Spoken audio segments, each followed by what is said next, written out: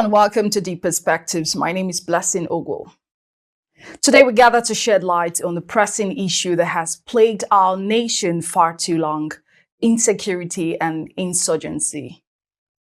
The rise of violent extremism, banditry, and terrorism has left no part of our country untouched, threatening the very fabric of our society. Let's take a close look at Plateau State, where insecurity has become a recurring nightmare. In recent years, Plateau has witnessed numerous attacks, kidnappings, and killings, displacing thousands and leaving communities in perpetual fear. The state's strategic location at the heart of Nigeria makes it a critical hub, and the insecurity situation here has far-reaching implications for the entire nation, as we all see.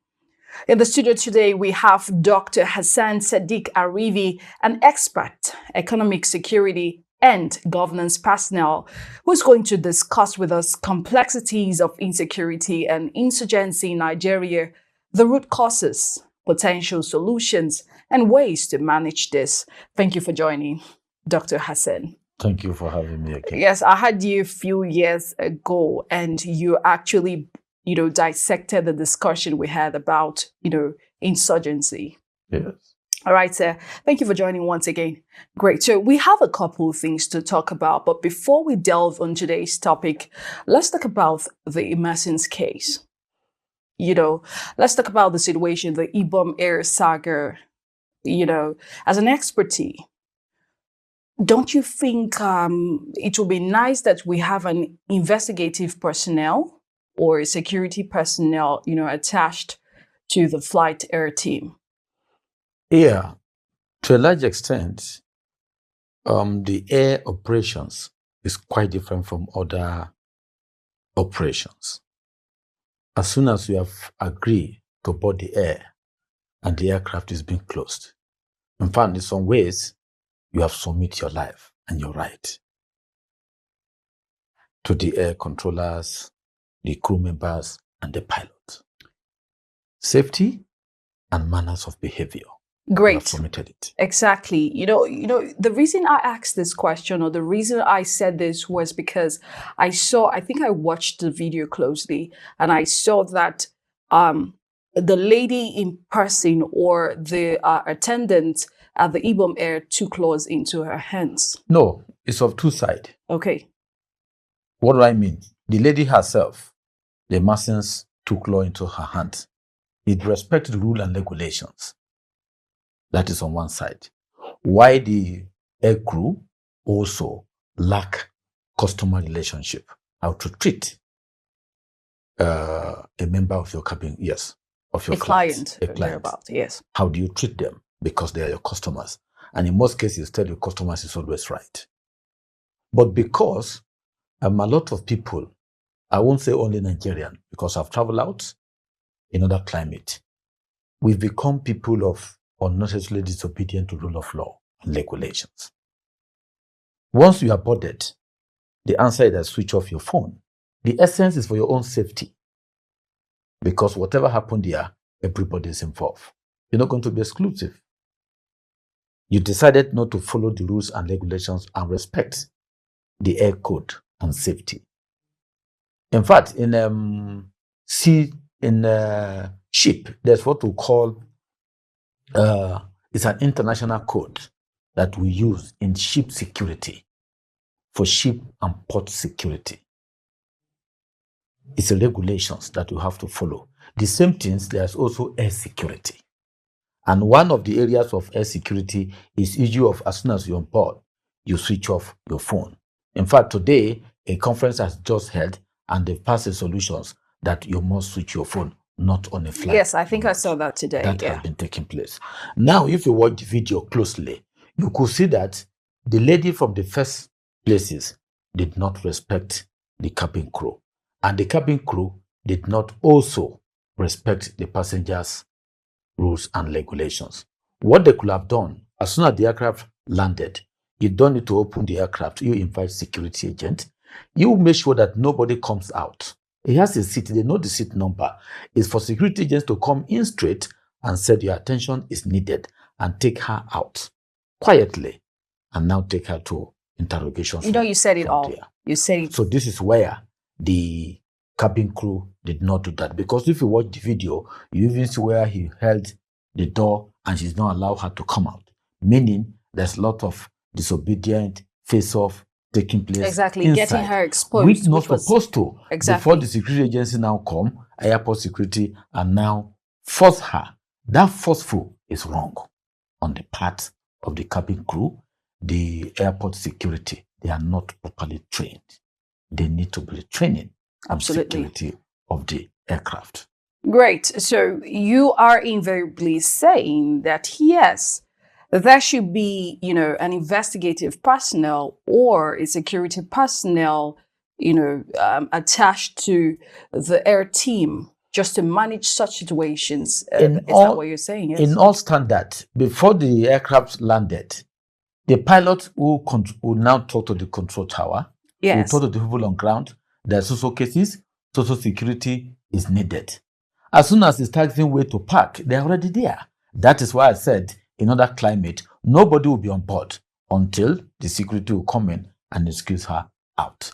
It is only when she refuses to respect, then they can now know the model, because there are also approach to arrest. You don't just arrest.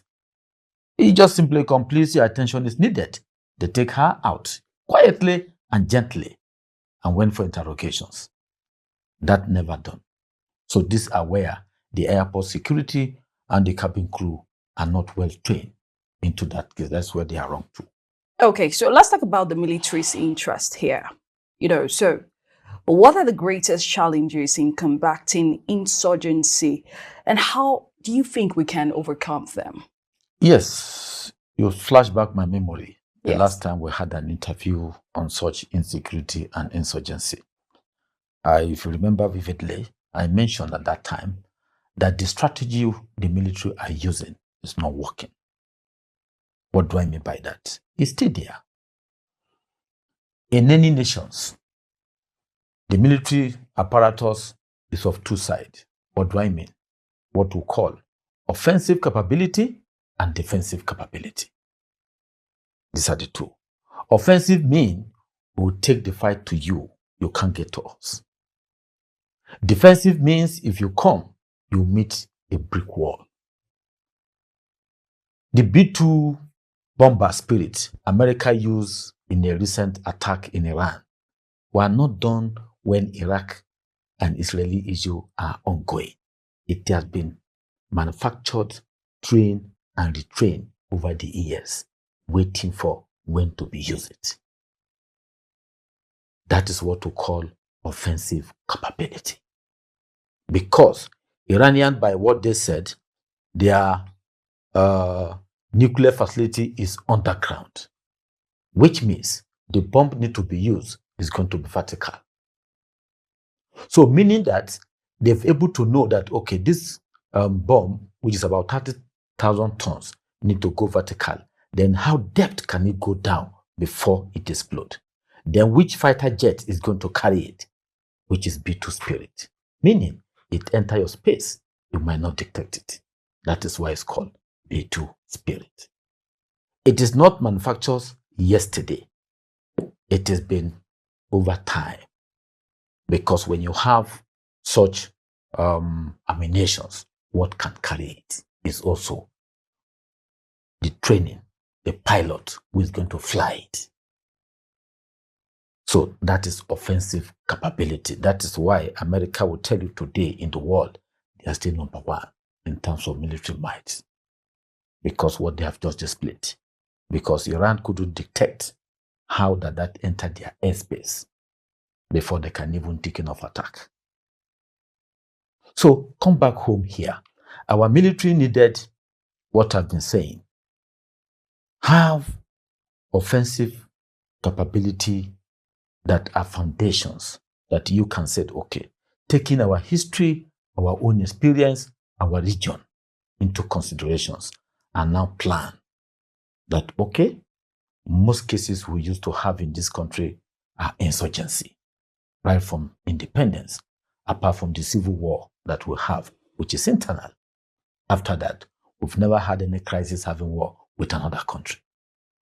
So if these are your history over time, it gives you the strategy to plan that, okay, what kind of offensive capability we need to build over time, that insurgency that will now start from any part of the country, it will not last so time, and they'll be able to combat it.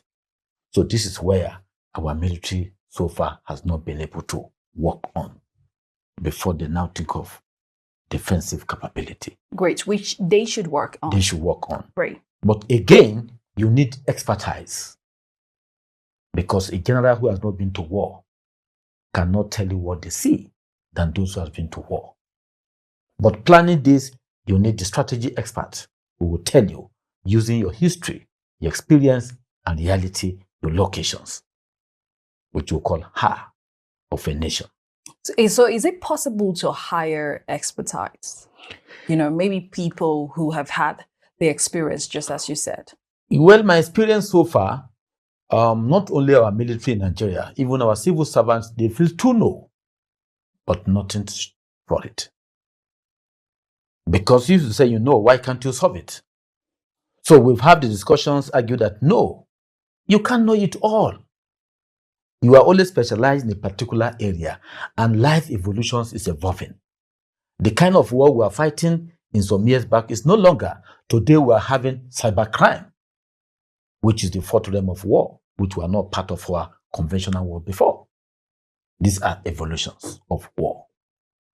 So that will give you the strategy to sit down and design that Nigeria history, since independence, most issues we have are internal and plus insurgency.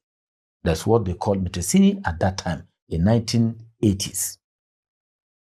Now we are having the Boko Haram plus other insurgency and other issues in the southeast, which are internal agitations. So this will now inform you what kind of offensive capability you needed to build vis-a-vis defensive capability. Now, let me say this for free. The military lacks intelligence.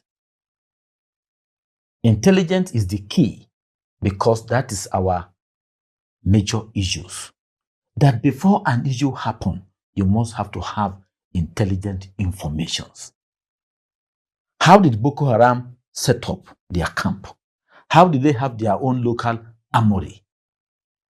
How do you have Ebube Agu in the southeast, plus other insurgency? How did they able to assemble themselves and plan before even executing their own plan? How is it that they are still existing? They still existing. Information that's they're unset. Exactly. So that is why I call it intelligence gathering. Today we have a lot of technology. Possible even in media. What we are having now in our chest, we don't have it before. But because of advancement in technology, we are having it. So the military needed intelligence gathering informations. Revolution around that area. Exactly. We'll be able to gather informations. They are what we call screw intelligence. Screw intelligence can be granite seller. It can be Okada rider. Can be a granite seller. Yes. Okay. That is what we call screw intelligence. Wow. If a military guy is moving to this street today with the helos and everything, everybody who has intentions to cause mayhem will stay clear until they leave. But the intentions is there, the plan is there. But when you have a granite seller who move within the street, who roast corn, will be able to know that there's a guy on the next street. This is their plan. This is what is going on. And he'll report back. Wow. So that is why I gave it to you. Screw intelligence.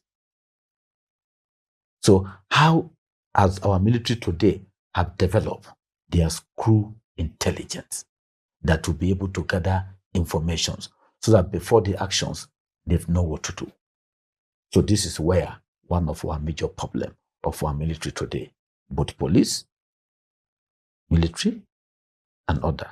One of the agencies who I know that are on top is DSS. I say boldly because I know it. Because they, from time immemorial, there are more people who are loyal to the system. They continue to recruit and develop and train how to gather intelligence. That is why they will tell you they have security reports. Because DSS, they don't joke. That the particular department don't joke with that. I'm not praising them, but this is who they are. So far, our military has not been able to do that. So those are one of the problems that I can say from the experts, that our military today are having the issue of fighting the insurgents. How do you attack Benue? How do you come to Plateau State without not having the pre-informations? And they were able to carry out that attack clean without not apprehending anyone. And the police is the least among all.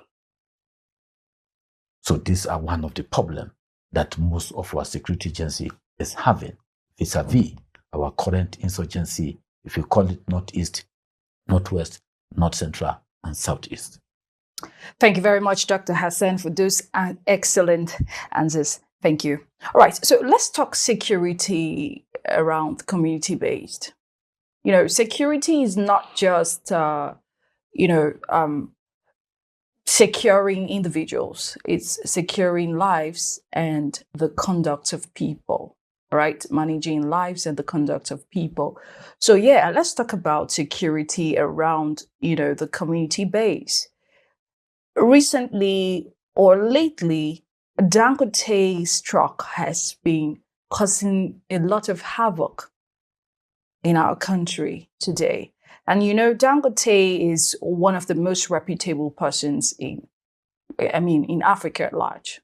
All right. So having to get those young men who caused those havocs on the roads, let's talk about those concerns, because I feel that there should be some security conducts around, attitudes or, such kind of misconduct by riders. Now, why am I saying this? Because most of the accidents that has been happening recently, we've heard that those accidents are not even on major expresses. They are just, in between, community roads. So imagine trucks run through people and even security personnel are not on the road to guide those kind of conducts. Let's talk about that, please. Okay, first of all, I would say let us take out Aliko out of Dangote. That's okay. That's okay. Because Dangote Group is an institution. Aliko is just one person. So let's take him out. Now, if you look at Dangote Group, it's one company so far for a very long time, one of our finest industries in Nigeria, who has proved it is possible when government cannot do it. We give that respect to that company as Dangote Group. Now the issue of his truck is bordering on transport security. It is not only about, when we talk of transport security, we look at the vehicle itself. One, the driver itself. Two, and the roadworthiness that combine what we call transport security. Is the truck in questions a dead roadworthiness? This is number one. Two, the driver who now drive the car, how well trained they are. Are they licensed? Are they licensed to drive? How the policymaker, the agency, over time, road safety, VIO, has been able to set the roads, the Dangote truck who move, either the one that moves cement or the truck that moves the fuel or whatever, inflammable item, that these cars are not worthy enough. That is why together is called transport security. Who trained the driver? Who licensed them? How did they gain employment? That's why I said, let's take Dangote out, Aliko out, and let's look at Dangote Group as a company. You know why everyone, drags. You know why everyone drags Dangote is because they feel like, as a very experienced person, yes, or exposed person in business, you should have these areas sorted out. You should have intelligent people working around you. You should be able to, bring in those expertise in some areas or those areas that are needed. No, that's those. If you ask me, those are not level of because he succeeded in business. No, Dangote cannot know it all. Okay. Dangote Group has a department, transport department. So, but we So expect the him transport to department are the one who need to have deeper knowledge on transport security.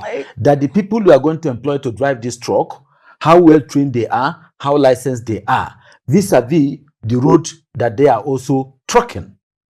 These are all come together. So now, if you have a Dangote truck that is not roadworthy, and you now have a driver that is not licensed, this is where the Dangote Group as a company has failed. Good. So we expected him to have these people, these intelligent people, to get these things right. So this is where anything. they have been able to fail. Oh, great. That now, because of what has happened, then the voice now raised on it. That is why I said, what did road safety has able to say? What did the VIO has said so far? But this is not the first time Dangote truck has either killed or run into They've been killing people for years. Killing people, yes, for years, I agreed. So these are the issues. So which means Dangote Group as a company has failed in terms of transport security aspect of its company, because there's safety in any company, any organizations, no matter small. So safety is part of it. Not only because when you enter the car, there's what we call security and safety of your car. If you park in a place where it is not safe, maybe because you can be attacked when you want to open the door, you look around, that is security. Now your brake is not intact, that is safety. So all these combine what we call transport security. That's why I said, over time, how has this road safety, how has this VIO speak on the issue of Dangote Group in terms of transport department? We have federal fire services today who inspect building, no matter small, to make sure you have a mall that you have complied with the rule of fire safety in that mall. The same way, the road safety, how have they been able to extend their capability into various companies? We have Dangote, we have a Beggar, we have a Dantata, we have so many companies in Nigeria today. Yeah, Dangote is big, it's cut across Africa. We agree to that. So these are the areas that over time, to tell you that over time, most things that combine our economy and everything, a lot of things need to be looked into, need overhaul. All right, thank you very much. We will come back on to discuss more on community-based security. However, we'll go on the break, and when we're back, we continue. Thank you.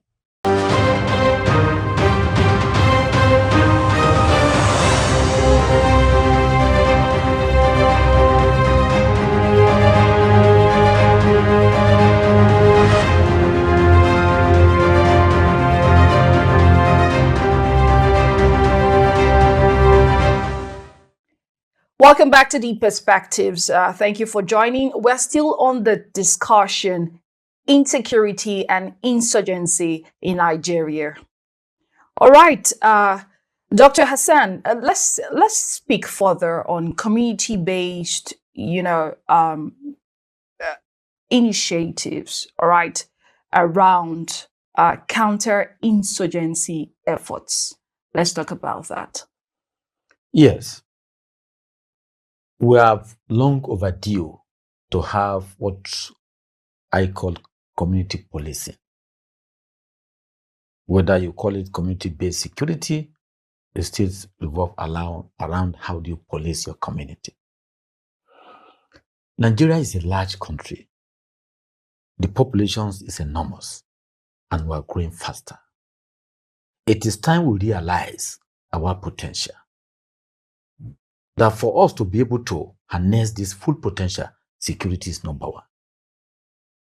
Now, if you now break it down, we are talking of community policing, which is defense security, how to secure life and property. Because defense security will support your economic security. Now, the community-based security The reasons why we have to have community-based security, whether you call it state police, because the state police are on the ground. The community police are the one who will be able to help also the federal police. These are the benefit of having state police. Because today, the government, the national police we have today does not have the capacity to get into the nooks and crannies of various states. If you take, for example, a state like Benue State, which has over 20 local governments, and each local government has its ward, how does the presence of this security are there? None. This is why the insurgency can have its way in. What is the presence of, the security? Yes, that is why the present security you have is not enough. The capacity is too low.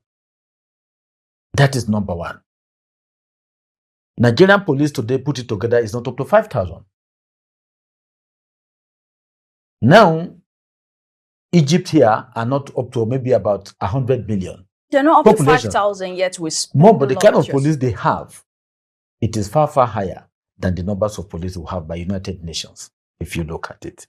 That is why the numbers of police personnel today we have is small.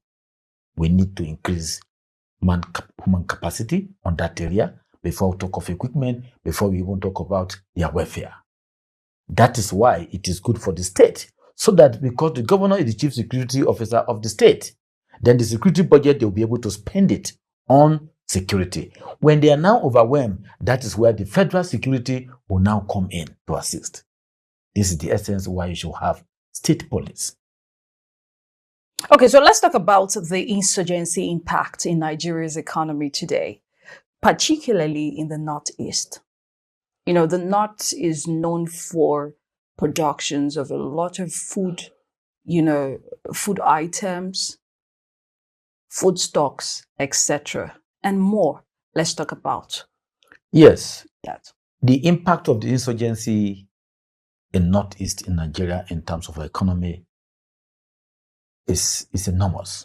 It's multi-billion dollars we have lost if we are to quantify it, which are trillions naira, because of the insurgency. From Memoria, the North has the vast land for agriculture, which is one of our Nigerian potentials in terms of agriculture, the vast land and the arable land. Today, because of the insurgency, virtually most of the states in the Northeast cannot produce the tons of perishable item and other items they used to produce before. Which is affecting us hugely. That is why you could see the cost of food item is something that's increasing every day. Virtually, a lot of homes cannot feed 2 times square meter in a day before you even talk of 3. Then the poverty because of the food index cost is high every day because of the insurgency. That is why I said that in our defense system, we've not been able to plan and have a strategy for offensive capability. Because if we have it, this will have not overwhelmed us. It is now getting to 15 years, Nigeria is fighting the insurgency. It's a shame.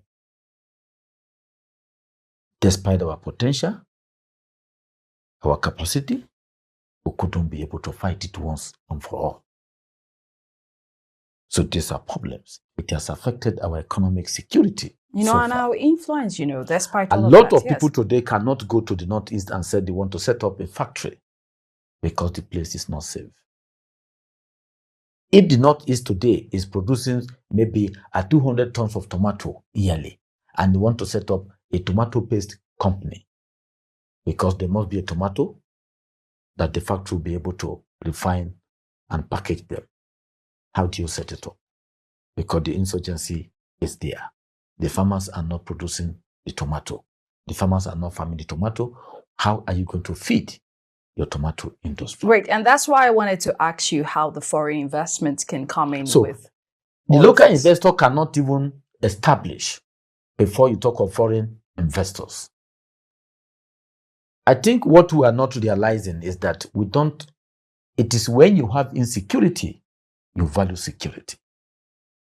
But in our own case, we are not still yet valuing security, because these are the things that successful government has not been able to set end once and for all. Why is it taking a long time? Why can't it be a thing of the past? So that's why we have you, so that you could tell us, what we should do better. Yes, we have been able to write in several fora advising government what to do, but government is not keeping a listening ear. So please, the government, start listening. Please. That is why I've said in my write-up, there's what I call defensive security for defensive safety. That is where your offensive capability and defensive capability plan comes in. When the new government came in, I was expected you set up that committee that will give you defense foundations. Tell us more about it. Defense foundations is for you to be able to say, okay, you bring in retired generals, chief of army staff who are retired. People with experience. Then academia who are expertise in security. You bring them together and form the committee and develop our defensive capability and offensive capability. Then at that time, the political leadership who said, before the tenure of 4 years, I'll take it to this level. What does it require? What is the cost? This is the way to go about it. Setting up, allowing the states to have their own police is also part of it, to augment. But the government today has not been able to do that. That is why I said the last time the president was in Benue, I said it is good for the president to be there, but it is not going to solve anything, because we have not done the needful. So until they realize that you must be able to sit down and bring the expert who has the knowledge about it, sit down and look at it. How do we solve this problem? All right. Thank you very much, Dr. Hassan. So the word is we need to do the needful. And I think that the government, is high time that we start listening to right strategies and, strategists like Dr. Hassan to help us on this very situation. That's all right. We are going to wrap up with this question. Now that insurgencies have come and we are still, on the move to handle this situation or eradicate it in total. All right, so what opportunities exist for economic development and job creation in areas that has been affected by insurgency now? Well, there are many areas the insurgency has affected. As I've said, we only use one area of agriculture because food is number one, which we call food security is key. What we can say is to continue as an individual, as a corporate organizations, and do what you can do to keep it going. Because I believe Nigeria is getting to the end of its worst. So we encourage them to remain on those opportunities. That's what you're saying? Yes, we have to remain and have the faith that it's going to get better. That is going to change. That is why I've always said that our potential, we've not utilized 10%.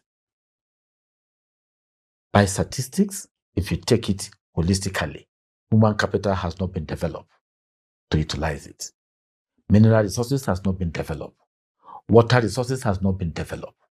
Land resources has not been developed before we talk of oil resources. So what we are only is just a scratch. That is why Nigeria is the secret that the world never knows. So let the youth who are coming have that belief that what we had as a nation, 10% has not been utilized. Okay. Are you aware that the two rivers that today we call the conference are linked to the oceans? This is a wealth, has not been utilized. So that is why the potential is still there. It is not yet on tap.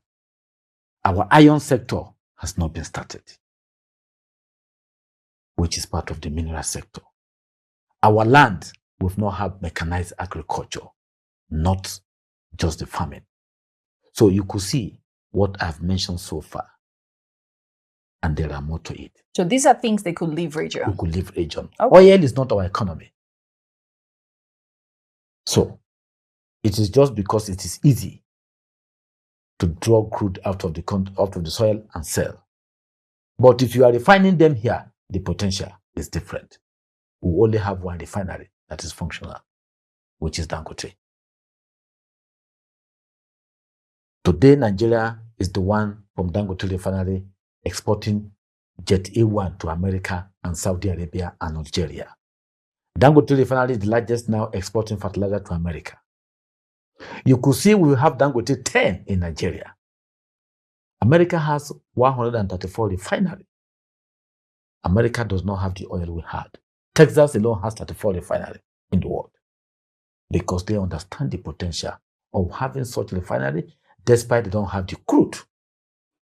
That is economic security. So these are the potential that has not been yet tapped if you are looking at that angle. Great. So we hope that Nigeria do best in, trying to improve this sector, also add more factories or refineries, for crude oil, refined. All right.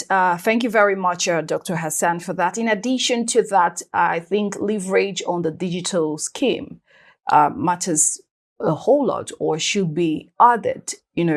Harnessing talent as well should also be added as opportunities and job creations for these individuals around these areas, understanding the importance of that and, trying to leverage on that should be added to those opportunities. Once again, thank you very much, Dr. Hassan.